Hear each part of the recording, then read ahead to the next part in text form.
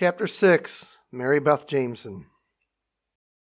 After the last congregational song, a young woman with long brown hair came to the front of the church. She took her place on a corner of the platform directly in front of the piano. A ponytail held her long curly hair back from her face. She had a bright smile and a high voice that rang loud and clear. The young woman's name was Mary Beth Jameson, a high school senior from many of Johnny's classes. She frequently sang the special music. In fact, she often took the initiative to ask if she could. People thought she liked to sing, but that was only part of the reason. Johnny always enjoyed listening to her and found her smile contagious. Mary Beth looked over the heads of the people in the lower pews. Some thought she was just nervous or didn't know what else to do with her eyes. The truth is she and Johnny were best friends, and this was her rare chance to catch a glimpse of him in this other world that she otherwise only heard about. Johnny reminisced about how their friendship first started in the 9th grade.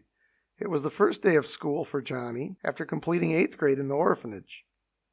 Disoriented and overwhelmed, he asked directions from a girl in the hall. "Excuse me, please. Can you tell me where Mrs. Sands' room is for English?" "This is my first day also," she said, "but I'm certain I just passed it looking for my homeroom." She smiled nicely as she guided him down the hall to the classroom. Johnny thought she was very pretty. He thanked her quickly and entered his class. But no sooner had the door closed than he couldn't recall her face. He thought that was a pity, as he ought to thank her more properly.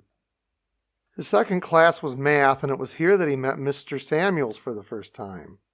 There were no desks, but only 3 rows of 4 long tables, with 2 chairs at each. The teacher hardly looked up from his writing at the board and said, "You must be Mr. Stewart. Please take your assigned seat by Miss Jameson." Johnny stood there for a moment, knowing none of the other students. He realized there was only a single seat left, so he quickly settled in for class. "I have a few more things to write on the board," the teacher announced. "So while I'm busy, please talk quietly with your seatmate. As an icebreaker, I want you to find out one thing about them that you can share with the class.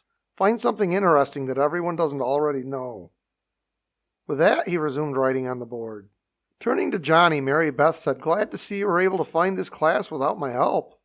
Johnny looked confused, so she added, "I'm sorry. We met earlier. I showed you to your first class this morning. We should have introduced ourselves then." Johnny apologized. "Oh, right. I'm so sorry. I wasn't paying much attention. I'm Johnny Stewart. I guess I was too concerned about being late and making a bad first impression on my teachers. Mrs. Sands didn't seem to like me much at all anyhow. And you are?" "I'm Mary Beth Jameson, and don't be too troubled by Mrs. Sands. She doesn't seem to like anybody. I should know. She's one of my neighbors." Meanwhile, Mary Beth's friends gave her glances that meant to say they were so sorry she'd done so poorly in the seat assignments. She ignored them. Mary Beth was different from most students. Things done or said only for show didn't impress her. She yearned to know what was on the inside, and this is what mattered most of all to her. She loved the old expression, "Never judge a book by its cover." Many in Town's End always put on airs, so it was difficult getting to know them. This encounter with Johnny was Mary's first direct exposure to the orphans, previously only seeing them in passing and listening to all the bad things her father said about them. She decided to give them the benefit of the doubt. Even if all her father said were true, she wanted to find out why. In discussing the ice-breaking assignment, Johnny and Mary Beth talked about hobbies and found she enjoyed oil painting, but didn't feel she was very good. Later, after Johnny saw a few, he assured her they were quite good. She wanted very much to be good at painting pictures of people, but this is where her skill was lacking, and her self-criticisms began. When the conversation turned to Johnny, something he dreaded from the announcement of the assignment, he was slow to give details. He was very uneasy talking about his circumstances, because he knew the reputation of the orphans. It seemed it would be easy since nobody knew Johnny because he was new to the public school. It proved quite difficult. Most of the facts didn't seem to be suitable or interesting enough to share with the group.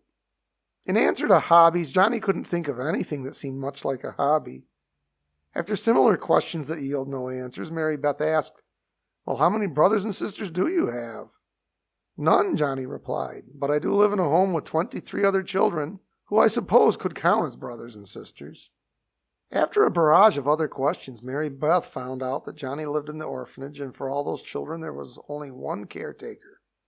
When it came her turn, Mary Beth reported, "This is Jonathan Elijah Stewart, and he lives in a household of 25 people." That led to several snickers around the room, and Johnny felt ashamed and wished they'd found some other fact to share. Slightly red-faced, he took his turn. "This is Mary Beth Jameson, and she likes to do oil painting."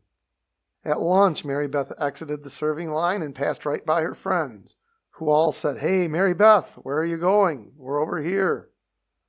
She just stopped to smile and wave before continuing onward. The large household that Johnny came from intrigued Mary Beth so much that she decided to sit with him for lunch and ask more questions. Some of her friends acted a little cool to her the rest of that day, and a few never warmed back up to her after that. Mary Beth listened to as many stories as he could come up with about life at Townsend Orphanage. She began to understand how hard life could be for the orphans and thought she'd possibly discovered the root of their bad image. They had so much to overcome to begin with. Johnny liked the fact that Mary Beth didn't keep an eye on what everyone was doing, wearing, or whom they were hanging around with, as many of the other well-to-do students did. Had she been like this, she would have never taken the time to get to know him. For Johnny, these were things from another world to which he'd never belonged. It was easy for him to continue to avoid such things. This was all Mary Beth had ever known, and still somehow she chose to rise above it, or never fell prey to it in the first place. She'd always been an unusually sensitive child, troubled by every unfair thing, bothered over every cruelty, and remorseful over any action that caused grief. She took the verse about doing unto others as you'd have them do unto you to heart. From the first day Johnny showed he was at school to learn and get his work done. Other students resented this. They thought he should be content with being a poor, miserable orphan. But Mary Beth found this to be an admirable quality, as did Mr. Samuels and several of the teachers. Unfortunately, others were like Mrs. Sands. She couldn't get past the orphan stereotype regardless of the quality of his work, against which she could find no fault. From that meeting, Johnny and Mary Beth were nearly inseparable at school, which didn't help her popularity. Many of her peers only wished to use her as a stepping stone to better things for their own lives and improvement in their social standing. Her friendship with Johnny chased away many of this type, and those that remained truly were her friends. At first, Johnny was careful to protect the secrets he carried, so no mention was made of Eliza Beth for some time. The only ones who knew the secret directly were Johnny, Miss Johnson, and Christine. Others knew simply by happenstance, the neighbors and Chief Barton among them. Eventually, Mary Beth learned the secret of Eliza Beth, but Johnny kept some of the details to himself. A few things were even kept from Miss Johnson. One thing Johnny kept stored deep in his heart was an unspoken promise to a desperate and dying father. A promise so big he didn't see any way it could be kept, and yet too important to let slide away into nothing.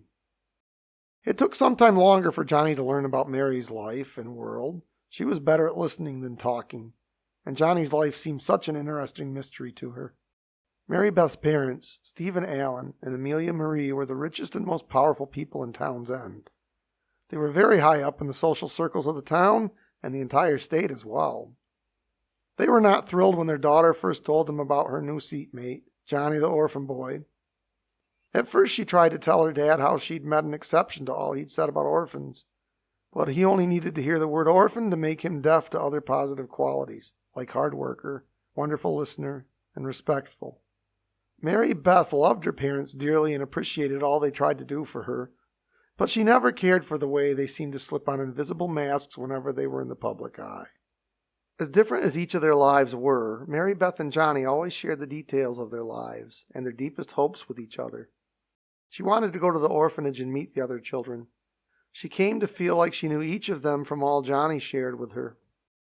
In reality, both of them had one thing in common, possibly the most important thing of all. They were both striving to overcome difficulties and make something more of themselves in the process. Mary Beth didn't care that Johnny wasn't among the upper crust, and she usually cared little for those who were. But worse were the ones who only thought they were. Most of the well-to-do of Townsend were busybodies, sitting around criticizing others to make themselves look better. Those who were not so fortunate in their social standing didn't waste their time on such nonsense. Mary Beth did manage to find a few others, besides herself, who were exceptions to this. Mr. Jameson forbade Mary Beth to have anything to do with that filthy orphan Johnny. Her family refused to get to know Johnny and didn't give him the benefit of the doubt for anything. More than anything else, she wanted her father to give Johnny a fair chance to prove himself. Unfortunately, Steve and Alan Jameson only judged men by their bank accounts and the names they dropped. At school, Johnny and Mary Beth were able to justify spending time together working on assignments, particularly as seatmates. Whenever they had a choice of seatmate, project partner, or the like, they chose each other. Over the years, many teachers realized how well they worked together, but a few went out of their way to keep them apart. Word of their close bond at school often made it home and made her family life all the more difficult. Outside school, neither of them had much freedom. In Johnny's case, the orphans separated themselves from the town as much as possible. In Mary Beth's case, the parents were very concerned that she made the right kind of friends, rich and powerful, so they kept a tight rein on her activities. Her parents didn't want their daughter mingling with the commoners of the town. For this reason, Mary Beth could never go to the orphanage, which she very much wanted, but she still learned the children's names and shared their experiences through Johnny's stories. Over the years, Mary Beth came to respect Johnny's character. Orphan or not, he'd somehow managed to develop some wonderful qualities. She wondered if she might not have been a better person had she grown up in the orphanage. As far as her parents were concerned, the troubling friendship with Johnny only deteriorated. As time wore on, Mary Beth learned it was best to leave Johnny off the list of topics to discuss at the dinner table. Lately, it didn't help that Johnny had begun to get a bad reputation for hanging out at the pool hall and wandering about town. The pool itself was harmless enough. The hall became associated with gambling, drunkards, and bad-tempered fighters. Mr. Jameson often repeated these rumors at the dinner table and added, "Wandering about town is for the vagabonds, those with no ambition. Such people eventually gravitate toward the seedy side of life. It's best to avoid their sort entirely. Are you hearing me, Mary Beth?" Mary Beth, knowing the truth behind many of the rumors, wanted to protest some of their conclusions. In the end, she always held her tongue because she knew it wouldn't really help to speak up, and because she didn't wish to sound angry with her parents. Watching the orphanage children from the platform was as close as Mary Beth could get to Johnny's world. Of course, she was a part of his world at school, and he told her about the rest. Still, it was nice to be able to see it firsthand. Johnny and Mary Beth both thought her song ended too soon, and she had half a mind to sing an additional verse without the music. In the end, she was too timid about carrying the tune without the accompaniment to go through with it. After a brief and awkward pause, she cleared the stage.